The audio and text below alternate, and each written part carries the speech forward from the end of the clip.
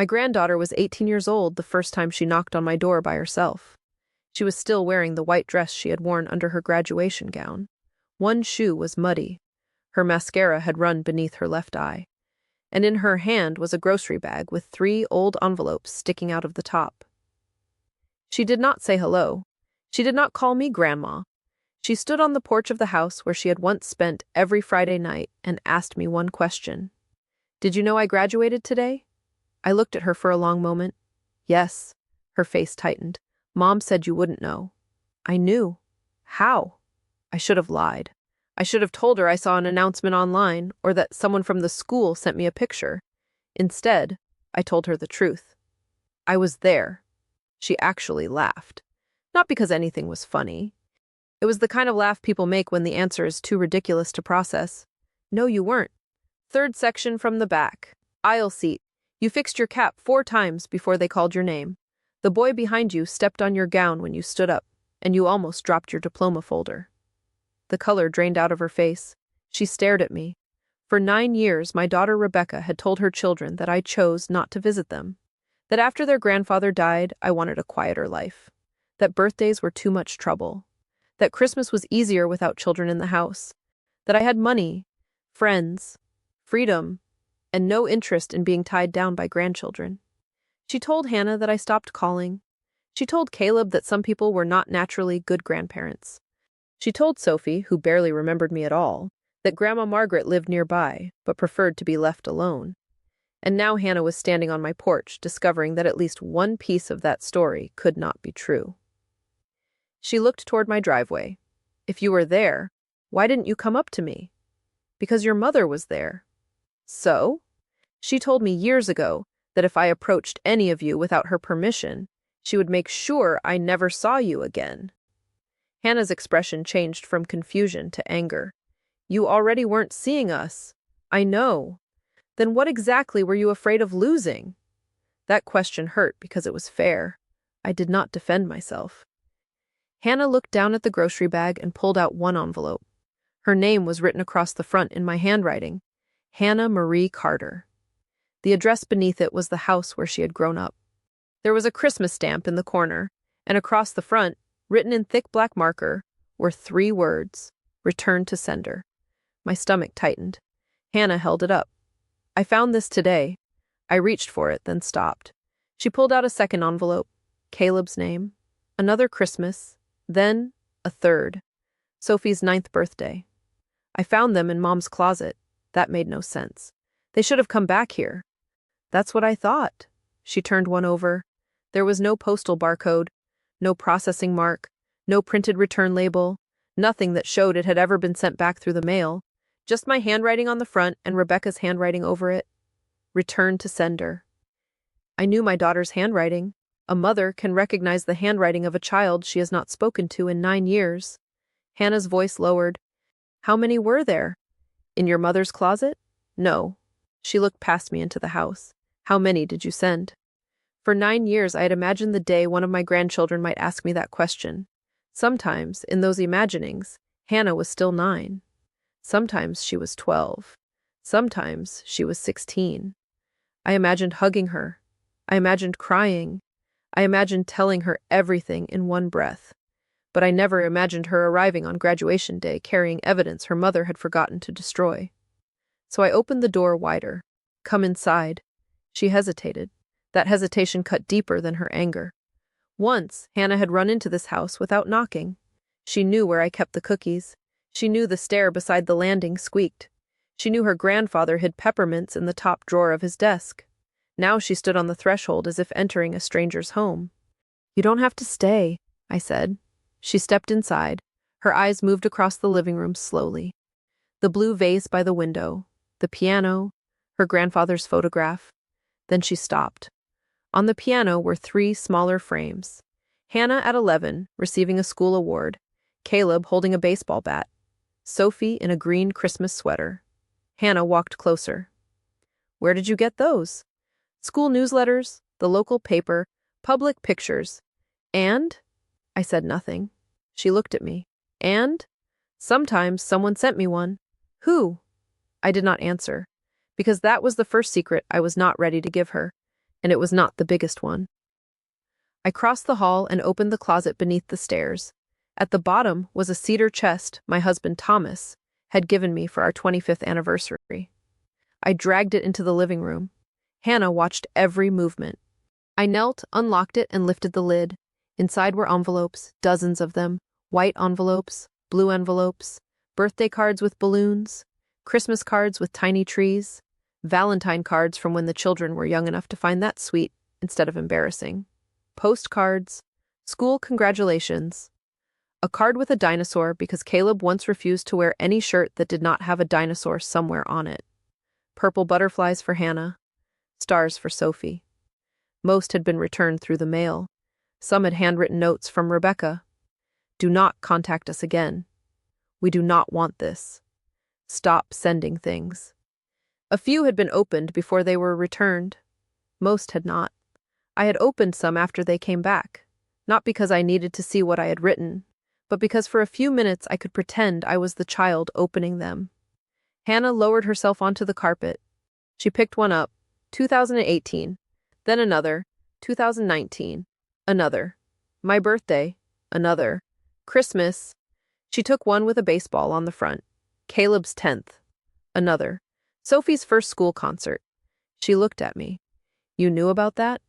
I found the program online. Her mouth opened, then closed. She picked up a pink envelope. Mom told me you couldn't remember our birthdays. I never forgot one. She told us you stopped sending cards after Grandpa died. I sent more after he died. Why? Because he wasn't here to remind you how much both of us loved you. That was the first time Hannah cried. She turned her face away like she was angry with herself for letting me see. Then she started making piles. One for herself, one for Caleb, one for Sophie. Birthday, Christmas, school, random notes. She counted twice, then a third time. Finally, she frowned. What? She looked through her pile again.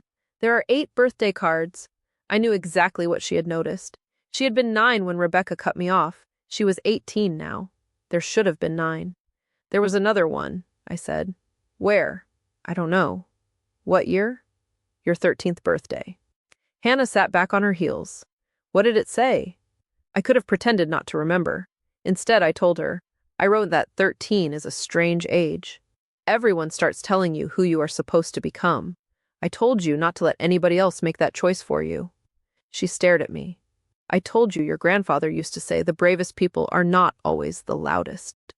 Sometimes they are just the people willing to ask one more question when everyone else wants them to stop. Hannah's face went pale. The book. What book? When I turned 13, Dad gave me a book. My hands went cold. What book? A Wrinkle in Time. Thomas had read that exact copy to Rebecca when she was a little girl. Years later, I read it to Hannah. I put that book in your birthday package. Hannah stood so quickly that several cards slid across the carpet. Mom said Dad found it at a used bookstore. He didn't. Was there something written inside? Yes. What? For Hannah. Keep asking questions. Love. Grandma. Hannah took out her phone. Her fingers moved across the screen. Then she found a photograph and turned it toward me. It showed the book lying open on her desk. The top corner of the first page had been torn away, exactly where I had written the inscription. I still have it, she whispered. Neither of us spoke. One returned card could be anger. Dozens could be a family feud. But a package that reached their house had my name removed from it and was then given to my granddaughter as if someone else had chosen it. That was something different. Someone had opened that package. Someone had torn my name out. Someone had decided the gift could stay as long as the grandmother disappeared. Hannah's eyes lifted to mine. Did Dad know? I don't know. You said someone sent you pictures. I looked away. You said someone kept you updated. Hannah. Was it Dad? For a while I thought so. How long? About 3 years. She stepped back. So my father knew you were alive. He knew you cared, and he still let Mom tell us you didn't? I don't know exactly what he knew. You have pictures. Not directly from his regular email. What does that mean? I reached beneath the stack of cards and removed a smaller box. Inside were 5 printed emails. The first had arrived 6 months after Rebecca stopped speaking to me. The sender address was a string of numbers and letters I did not recognize. No greeting, no signature. The anonymous pictures had started 6 months after Rebecca cut me off. The first email came from an address I did not recognize. No greeting, no signature, just the children at a pumpkin patch and one line. They're okay. Please don't respond. I didn't. More came over the next 3 years. Caleb with a baseball glove, Hannah at an award ceremony, Sophie asleep in a car seat, always a new address, always the same warning not to reply. I assumed Paul was sending them, but I could never prove it. Then the emails stopped. Hannah read the printouts twice. You could have shown up. I did once. Her head snapped toward me. When? Your school play. You were 11. The Wizard of Oz? You were a tree. She stared. You saw that? From the last row. Why didn't I see you? Your mother found me during intermission. I told her about the hallway, Rebecca pulling me aside, Rebecca telling me to leave before Hannah saw me. She said if I made a scene, she would tell you everything. Hannah frowned. Everything about what? I looked at Thomas's photograph. Money. Thomas and I were never wealthy. He was an electrician. I worked in a school library. But when each grandchild was born, we began saving for that child's future. The accounts were in my control, but in our minds, the purpose was fixed. Education, training, rent, or a responsible start in adulthood. Before Thomas died, he made me promise not to drain them to rescue grown adults from decisions the children had not made. 8 months after his funeral, Rebecca came to my kitchen crying. Paul's business was failing. Their mortgage was behind. Creditors were calling. She asked me for $85,000 from the children's savings. I said no. I offered $20,000 from my own savings. She said it was not enough. She told me the children needed a home now, more than they needed college later. I told her I would help with groceries, utilities, even temporary housing, but I would not empty their future to cover a financial problem I did not understand. That was when she said Thomas would have helped her. I told her Thomas was the reason I would not touch the accounts. Then I said the sentence I regretted for years. If you use your children to force me to give you money, then you have become someone I don't recognize. Rebecca stood. Then maybe you don't need to recognize them either. 3 days later, my number was blocked. Then, the cards started coming back. Rebecca stopped bringing the children to family events if I was present. She told relatives grief had made me unstable and that I needed space. And she told the children something worse. Hannah's voice was barely audible. She said you chose the money. I looked at her. She said Grandpa left money to help the family. Mom asked you to save our house, and you refused.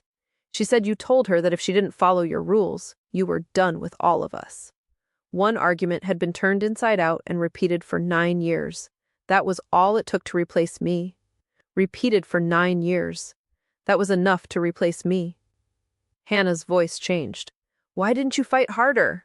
I opened my eyes. She was angry again. If somebody took my children away from me, I would have been at the door every day. You think I didn't want to be? You mailed cards. Yes. Cards are paper. I know. You sat in the back of a play and left. I know. You waited. Yes. She looked almost shocked by my answer. I could have defended myself. I could have listed every attempt. The mediator I contacted, the relatives I asked to intervene, the letters I sent Rebecca begging for one supervised visit, the consultation where I was told that forcing a family battle could become expensive, ugly, and uncertain. The nights I drove past their street and did not turn in because I did not want the children watching adults fight on a front lawn. But none of that changed the one fact Hannah was speaking from. She had been a child. She had believed I chose to leave. I thought staying calm would protect you, I said. From what? A war between adults. We were already in it. Yes. We just didn't know. Yes. You let her control the story. I swallowed. Yes. That answer softened something in her. Not forgiveness. Something smaller. Because sometimes people do not need you to prove you were right. Sometimes they need you to admit where you might have been wrong. Hannah stayed until almost 10. We did not hug when she left. She took photographs of the envelopes. She took the 3 cards from Rebecca's closet. She took a picture of the email printouts. At the door, she turned. Can I come back? You never needed permission. Her eyes filled. Apparently I did. Then she left. At 11:37 that night, my phone rang. Rebecca. For 9 years, I had imagined seeing my daughter's name on my screen again. I thought I might cry. I thought I might shake. Instead, I felt strangely calm. I answered. She did not say hello. What did you tell her? The truth. You had no right. I looked at the cedar chest. No right to tell my granddaughter I sent her birthday cards? You know what you're doing. No, I know what I've been doing. Waiting.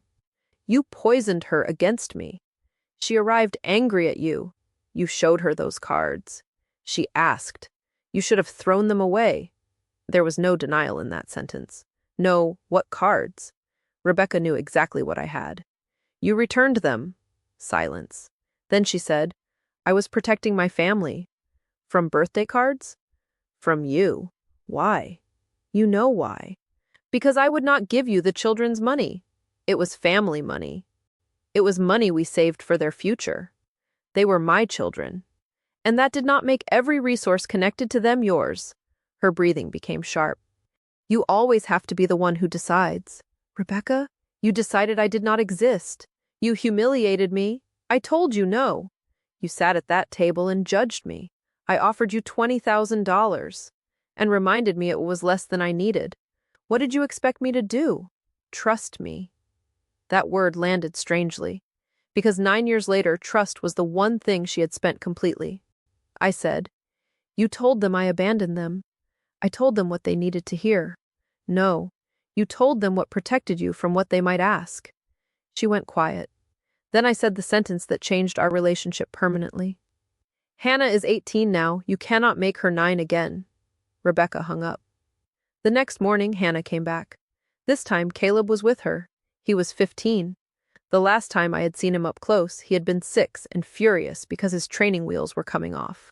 Now he was taller than me. He stood on the porch with both hands in his sweatshirt pockets. I did not know what to say. Neither did he. Finally, he asked, Do you still make pancakes? My throat closed. Thomas used to make chocolate chip pancakes whenever the children slept over. After he died, I kept the recipe taped inside the cabinet. Yes? Caleb nodded once. Okay. That was all. I stepped aside. He ate 4. He barely spoke. Hannah did most of the talking. When Caleb finally walked into the living room, he saw the pile with his name. He picked up the dinosaur envelope, then another, then a blue one. His expression changed. I remember these. I stared at him. What? Not the cards. He turned the envelope over. But sometimes when I was little, Mom got mail and acted weird after. Hannah looked at him. What do you mean? She'd stand by the trash can. Once I asked if something was for me and she said it was junk. Did you see her throw anything away? I don't know. He kept looking through his stack. Then he asked, Did you send presents too? Yes. What kind? Small things. Books. Toys. Clothes sometimes. Did you send me a red baseball glove? My heartbeat changed. Yes. He looked at Hannah. I had one. When? 3rd grade, maybe. Hannah turned to me. Did that come back? No. The glove had disappeared, just like the book. A second package had made it inside the house. A second gift had been separated from the person who sent it. Hannah said, Dad knew. Caleb shook his head. You don't know that. He gave me the book. He could have thought Mom bought it. What about your glove? He could have thought Mom bought that too. Hannah opened her mouth, then stopped. Caleb was right. We did not know. Then Hannah's phone buzzed. Her father's name lit the screen. She read the message. Her eyes rose toward me. What? She turned the phone around. Please come home. Your mother is upset. Before you decide what you think about Grandma, there's something you need to see. Hannah typed back immediately. Bring it here. Paul did not respond. An hour passed. Then 2. Caleb went home before dinner because Rebecca kept calling him. Hannah stayed. At 6:45, someone knocked. I expected my daughter. It was Paul. He looked older than I remembered. Not simply 9 years older, tired older, the kind of age people acquire through secrets. Under his arm was a book, A Wrinkle in Time. Hannah stood. Paul looked at me. Hello, Margaret. Paul. He placed the book on the table. Hannah did not let him sit. Did you know? Hannah. Did you know Grandma sent this? Paul looked at me, then at her. Yes. The answer broke something open. Hannah stepped back. You lied. I never said I bought it. You gave it to me. Yes. You said you found it. I did. Where? Paul's voice dropped. In the trash. Hannah stared. Mom opened the package? Yes. She tore Grandma's name out? Yes. And threw the book away? Yes. You took it out? Yes. And gave it to me? Yes. As if it came from you. I let you assume that. Why? Paul looked toward the window. Hannah's voice rose. Why? Because your mother and I were barely speaking. The business was collapsing. We were getting calls every day. She said your grandmother was trying to make her look like a bad mother. So, you helped her erase Grandma? No. You knew. I knew some of it. How much? Paul sat down. For the next 20 minutes, my son-in-law admitted things I had waited years to hear. He had not agreed with Rebecca cutting me off. At first, he thought it would last a few weeks, then a few months. Rebecca told him not to interfere. She said every card I mailed was a performance. She said if the children started asking questions, the family would explode. Paul tried twice to talk her out of returning packages. The second time, Rebecca told him if he wanted me in their lives so badly, he could leave and go live with me. He backed down. I was a coward, he said. Hannah folded her arms. That's convenient now. It is not convenient. It is true. You sent Grandma pictures. Paul looked at me. So I had been right. He nodded. For a while. Why did you stop? Your mother found one of the email accounts. What happened? She said it proved I was betraying her. Were you?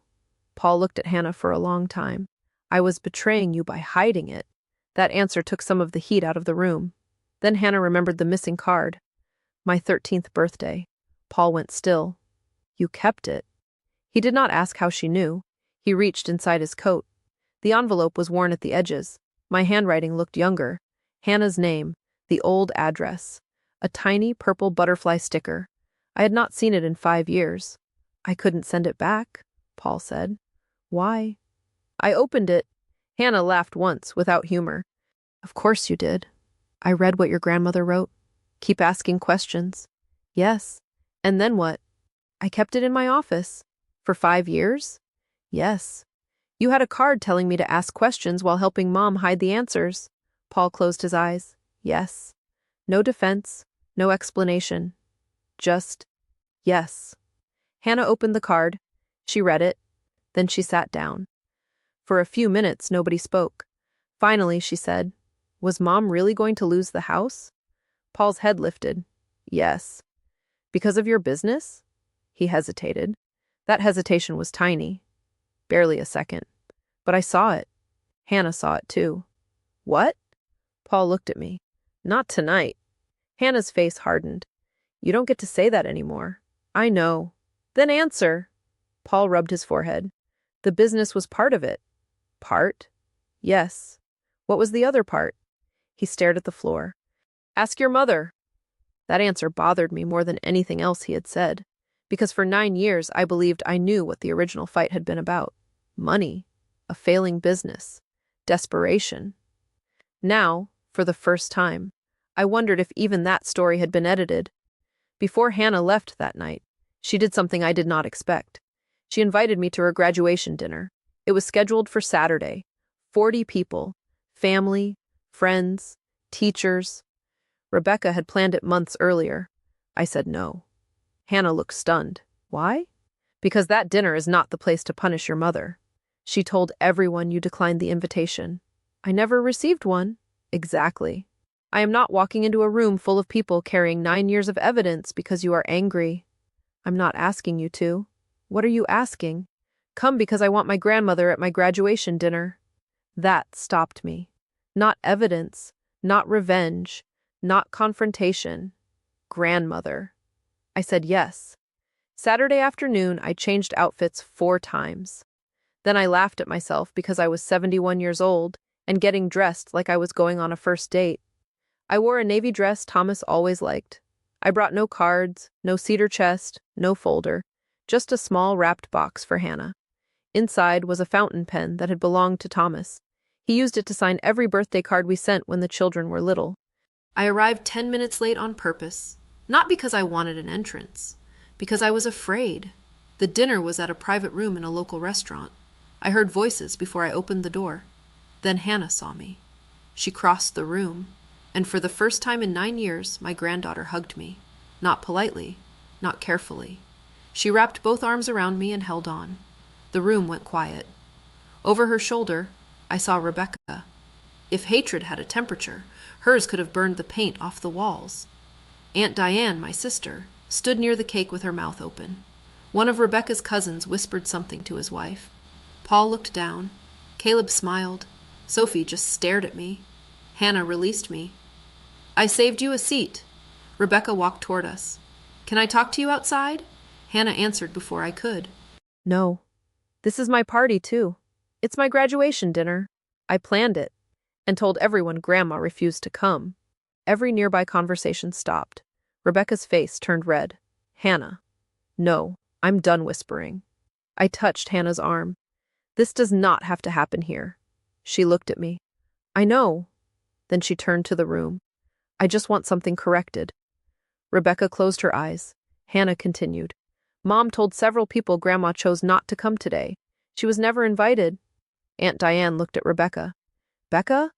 Rebecca said. This is complicated. Hannah shook her head. No. The complicated part is 9 years. The invitation is simple. My daughter looked at me. You're enjoying this. I wanted to say no, but I would have been lying about a very small part of myself. I was not enjoying her pain. I was enjoying not being forced to lie for her. There is nothing enjoyable about this, I said. Rebecca stepped closer. You could have refused. I did. Hannah asked me again. So now she decides everything? About who attends her graduation dinner? Yes. That line traveled through the room like electricity. Rebecca walked away. Dinner started. It was awkward for 10 minutes. Then less awkward.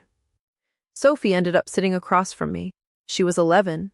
The last time I had held her, she was small enough to fall asleep against my chest.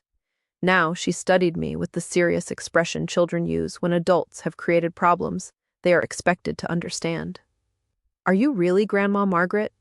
Yes. You look different. I got older. So did I. Yes. What's my favorite color? I froze. Around us, forks kept moving. Conversations continued. Nobody else had heard. I don't know, I said. She looked disappointed. What's my favorite food? I don't know. Movie? I don't know. Teacher? I don't know. Her eyes dropped. And in that moment, all my evidence became useless. I could prove I remembered her birthday. I could prove I sent her cards. I could prove I tried to stay connected, but I could not prove knowledge of a child I had been prevented from knowing. I'm sorry, I said. Mom knows. I'm sure she does. She says that means she knows me better. She does know you better. Sophie looked surprised. I continued. She raised you. She should know you better. Then why are you mad at her? Because knowing you better did not require making sure I knew you less. Sophie thought about that. My favorite color is green. I'll remember. Food is tacos. Good choice. And my favorite movie changes a lot. That is allowed. She almost smiled. At the other end of the table, Hannah stood to make a toast. She thanked teachers, friends, her father, her siblings. Then she looked at me. And I want to thank someone I thought had forgotten me. Rebecca put her fork down. Hannah held up the old 13th birthday card. She had brought it without telling me. My stomach tightened. Grandma sent this when I turned 13, she said. I got it yesterday. People stared. She sent cards every year. Most were returned. Some gifts came through after her name was removed. Rebecca stood. That is enough. Hannah looked at her. No, you had 9 years. The room went silent. Rebecca's voice shook. You do not understand what happened. Then tell me. Not here. Where? At home where only your version exists? Paul stood. Rebecca. She spun toward him. Do not. He stopped. Then Aunt Diane did something I never expected. She walked to my side of the table. Margaret, did you really send cards every year? Yes. Why didn't you tell me? I tried. She looked stricken. I remembered the calls where Diane told me to give Rebecca time. The Christmas, she said, maybe stop pushing for a while. The year she told me the children seemed fine and perhaps I should accept that Rebecca knew what was best. I had resented her for that. Now she looked at my daughter. You told me Margaret was refusing invitations. Rebecca's jaw tightened. She was impossible. That is not what I asked. Hannah's cousin asked, so Grandma was sending stuff the whole time? Rebecca looked around the room and realized something. For 9 years, she controlled the story, because every conversation happened separately. One relative at a time, one child at a time, one explanation at a time. Now everyone who had been told a different version was standing in the same room. That was the first real consequence. Not shouting, not money, comparison. Rebecca grabbed her purse. I'm leaving, Hannah said. If you leave, the questions do not disappear. My daughter stopped. Then from behind me, Sophie asked loudly enough for everyone to hear. Mom, why didn't Grandma know green was my favorite color? Rebecca's face collapsed. Sophie was not trying to hurt her. That made it worse. Because she wasn't around, Rebecca said. Sophie nodded. Why? Nobody moved. Rebecca looked at me. Then Hannah. Then Caleb. Then Paul. Finally, she sat down again, because there are moments when leaving makes you look guiltier than staying. The conversation moved to my house after dinner. Not my idea, Hannah insisted. So did Caleb. Sophie said she wanted to see the cards. Rebecca said no. Paul said, they have already seen enough to deserve the rest. That sentence nearly ended their marriage right there. An hour later, 6 of us sat around my dining table. The cedar chest was open. Every returned envelope was arranged by year. I did not make a speech. I did not need one. Paper can be very loud when someone spent years insisting it did not exist. Hannah started. Mom, did Grandma choose to stop visiting us? Rebecca looked at me. It was not that simple, did she? She made choices. So did you. I was your mother. I had the right to decide who had access to my children. That is not what I asked. Rebecca folded her arms. Your grandmother and I had a toxic relationship. Hannah pushed an envelope toward her. Did you return this? I don't remember every card. She pushed another. This one. Hannah. And this? I said I don't remember. Caleb spoke. Did you tell us she never sent anything? Rebecca turned toward him. I told you what was appropriate for children. Was it true? I was protecting you. From what? Rebecca pointed at me. From being manipulated. I finally spoke. How does a birthday card manipulate a child? You know what you were doing. Then show them one card where I insulted you. Silence. One card where I asked them to choose me. Nothing. One card where I mentioned the money. Rebecca looked away. There isn't one, I said. You wanted to look like the loving grandmother after refusing to save their home. I offered you $20,000. You had more. For them. They needed a house. You wanted $85,000. Hannah stared at her mother. You asked for $85,000? Rebecca said. It was supposed to be a loan. From our accounts? Yes. Hannah looked at me. Do those accounts still exist? Yes. Rebecca's head snapped toward me. I stood and went to the sideboard. Inside was a folder I had prepared the morning after Hannah first came to my house. I put it in front of the 3 grandchildren. Rebecca stared at it. What are you doing? Telling them the truth. You're using money to buy them. No. You waited until they were angry with me. I waited until one of them became an adult and asked. Hannah opened the folder. Inside were copies of current account statements with sensitive details covered. The balances were intact. Years of contributions. Interest. Nothing had been drained to punish Rebecca. Nothing had been spent on myself. I looked at Hannah. This money does not come with loyalty. Then Caleb. You do not owe me visits. Then Sophie. You do not owe me affection. Rebecca laughed bitterly. Very noble. I looked at her. I am not finished. That was when I gave her the consequence I had avoided for years. After you asked me for the accounts, I kept the same plan because I did not want anger to make financial decisions for me. Rebecca's expression changed. But after Hannah came here, I met with the professional who helps me manage my estate. Paul looked at me. Rebecca went pale. I continued. The money set aside for the children will never pass through you. She stood. You can't do that. I already arranged it. You are their mother. And when they are minors, legitimate expenses can be handled directly. When they are adults, decisions can be made with them. You will not control it.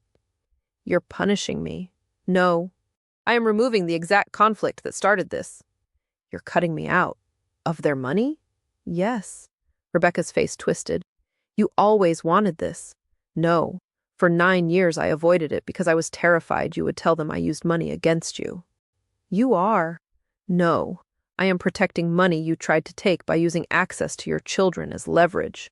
Paul whispered, Rebecca. She ignored him. What else did you change? I looked at her. That was the moment. The part of me that had been silent for 9 years wanted to savor it. I will not pretend otherwise. But when I spoke, my voice was steady. My estate. The room went still. Rebecca stared at me. What about it? The portion I once planned to leave to you will now be divided among your children. Her mouth opened. Nothing came out.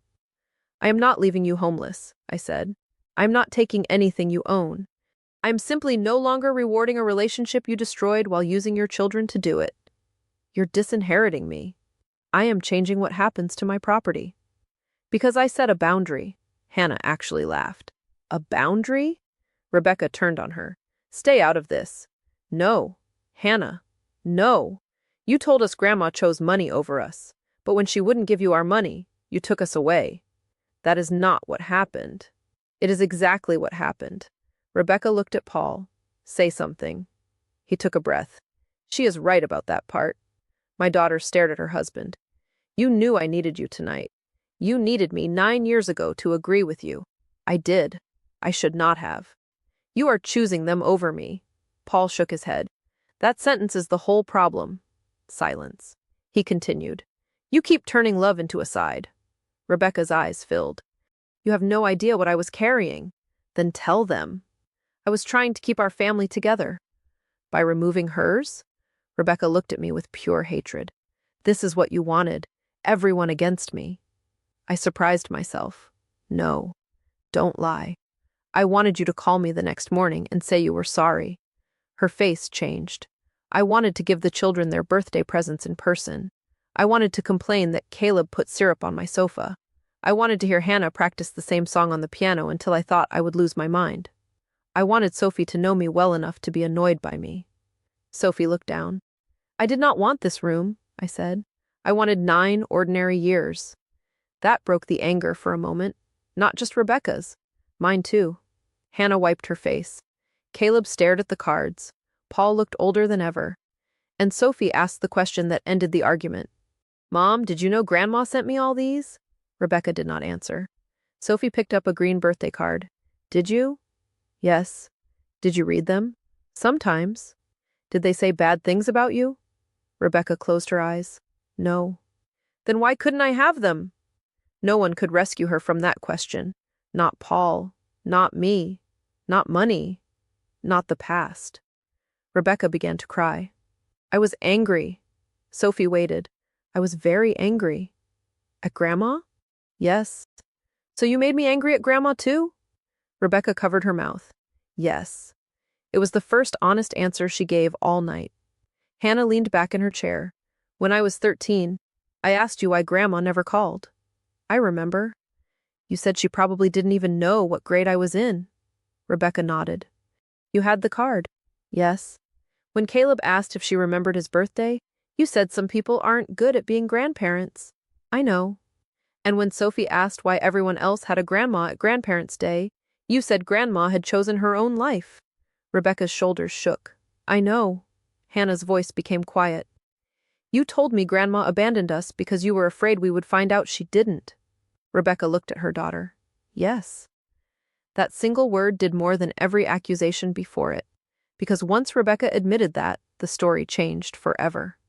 There was no misunderstanding left to debate, no disagreement about perspective. She knew the truth and replaced it. She did it because admitting the truth would have forced her to admit what she had done. Rebecca stood. For a second I thought she might leave without saying anything else. Instead, she turned to me. You won. I almost let her walk out with that. Then I stopped her. No. She looked back. You think this is winning? I pointed at the cedar chest. 47 returned cards. Then at Hannah. A graduation I watched from the back row. At Caleb. A baseball glove I never saw him open. At Sophie. A granddaughter whose favorite color I learned 3 days ago. My voice shook. If this is winning, Rebecca, I would rather have lost. She stared at me. Then she left. Paul stayed with the children. Nobody celebrated. That matters. Because people tell revenge stories as if the perfect ending is watching the person who hurt. You collapse while everyone applauds. Nobody applauded. Caleb asked if there were any pancakes left. Sophie found a green marker and wrote her name on the back of one of the cards. Hannah sat beside me on the floor, and Paul picked up the envelopes one by one and put them back in chronological order. The revenge was not that Rebecca cried. It was not that relatives finally knew she had lied. It was not even that she would never control the accounts she once demanded. The revenge was that the lie stopped working. For 9 years, Rebecca's power came from deciding what each person was allowed to know. The second everyone could compare notes, that power disappeared. The next morning, the family group chat filled with questions. Rebecca said I was using money to turn the children against her. I answered once. I posted a photograph of the cedar chest and wrote, I will answer questions about my own actions truthfully. I am not asking anyone to choose sides. Then I stopped arguing. For 9 years, Rebecca had survived by keeping every conversation separate. I was done helping her do that. The weeks that followed were not a perfect reunion. Hannah visited often, sometimes affectionate, sometimes furious. Once she accused me of defending Rebecca too much. I'm not defending what she did, I told her. I just don't want loving me to require hating her. Caleb mostly came for pancakes. One Saturday, he brought the red glove I had mailed years earlier. It no longer fit his hand. You always give people an excuse, he told me. Maybe I spent too much of my life understanding people before allowing myself to be angry. Sophie's first visit was quieter. She arrived carrying a green envelope. Inside, she had written, Hi, Grandma. My favorite color is green. My favorite food is tacos. I hate mushrooms. I like mystery books. Now you know 4 things. Love, Sophie. I put that card on top of every returned one, not because it erased them, because it pointed in the other direction. 6 weeks after the graduation dinner, Rebecca asked to meet me alone at a coffee shop. For a while, she explained the business, the mortgage, the humiliation of asking her mother for money. Some of what she said about me was unfair. Some was true. I had become rigid after Thomas died. I could be critical. I admitted that. Then I asked the question that mattered. Why the children? Rebecca looked down. I thought I was protecting them. No. That is the answer you told yourself later. Give me the first answer. She gripped her cup. Finally, she whispered, I wanted to hurt you. There it was. Not a boundary. Not protection. Revenge. I knew the kids were the thing you loved most, she said. I thought I'd keep them away for a month. How did a month become 9 years? At first I was angry. Then Hannah asked why you never came. I lied. Then Caleb asked. I lied again. After that, every card you sent was proof. So you returned them? Yes. And when the kids had already seen a package? I removed your name. Why keep the gift? She started crying. Because they would have liked it. That answer hurt in a different way. She had wanted to erase me without depriving her children of the things I chose for them. Cruelty can be complicated and still be cruelty. Rebecca apologized. I told her I believed she was sorry, but an apology did not entitle her to immediate forgiveness. Then she called the estate change cruel. I did not soften my answer. Yes, part of it is revenge. She stared at me. But it is revenge that takes nothing you already own. I did not damage your home, your job, or your marriage. I changed what happens to my property after I'm gone. The share I once planned for you now goes to the grandchildren you used as leverage. And their accounts? Those were always theirs in purpose. Keeping you from controlling them is protection. She flinched. I leaned closer.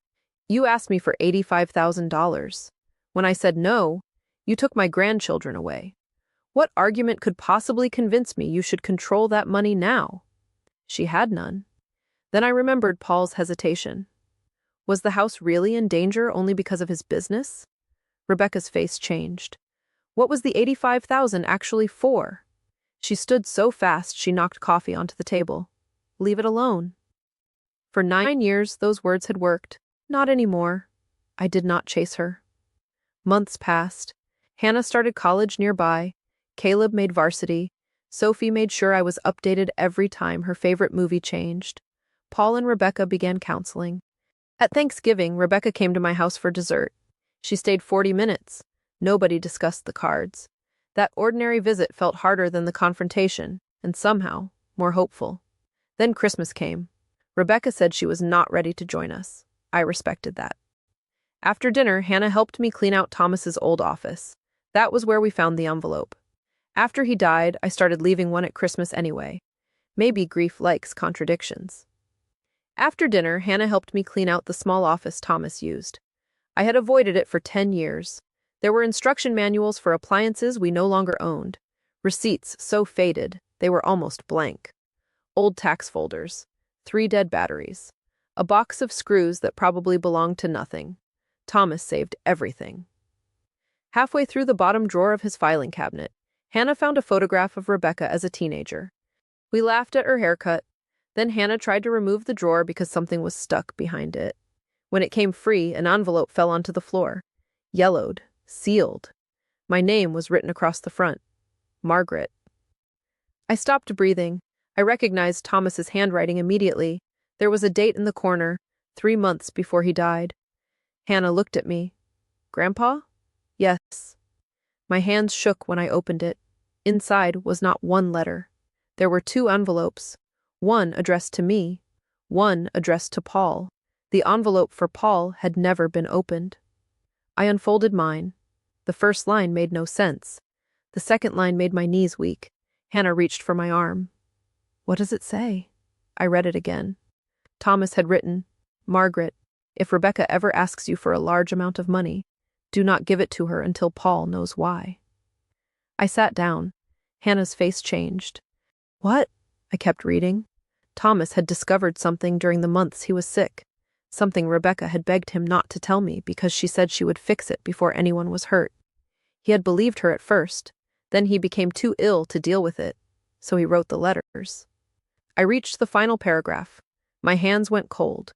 For 9 years, I believed Rebecca cut me off because I refused to rescue Paul's failing business. That was not the truth.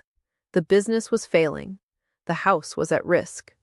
But the $85,000 was not meant to save the business. It was meant to replace money that had already disappeared. Money Paul did not know was missing. Money Thomas had discovered before he died. Hannah whispered, "Whose money?" I looked at the unopened envelope addressed to Paul, then back at my husband's letter. And for the first time since my granddaughter appeared on my porch, I understood why Rebecca had been so desperate to control the story. The returned cards were not where the betrayal started. They were what she used to keep us from comparing notes. I thought my revenge was finished when the children learned I never abandoned them. I was wrong, because Thomas had left one final instruction beneath his signature. Do not confront Rebecca alone. Give Paul his letter first. Hannah and I looked at each other, then at the envelope Paul had never seen. And on the front, beneath his name, Thomas had written 4 words. Ask her about the account. That was when I realized the next truth might not just change how my grandchildren saw their mother. It might explain why she had spent 9 years making sure none of us were ever in the same room long enough to ask the right question.